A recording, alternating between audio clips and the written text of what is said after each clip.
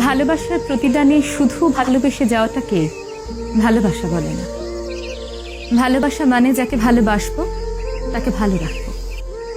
ভালোবাসা মানে ভালোবাসার মানুষটার মানসিক অসুস্থতায় তাকে সাপোর্ট করা, শারীরিক অসুস্থতায় তার পাশে থেকে সেবা যত্ন করা, দূরে থাকলে নির্ঘুম রাত কাটানো, সৃষ্টিকর্তার কাছে তার জন্য প্রার্থনা করা।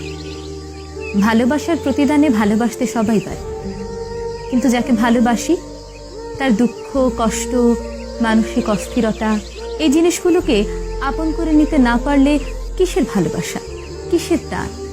ভালোবাসার মানুষকে আগলে রাখতে জানতে হয়, তার মানসিক অস্থিরতায় নিজেকে মলম হিসেবে উপস্থাপন করতে জানতে হয়।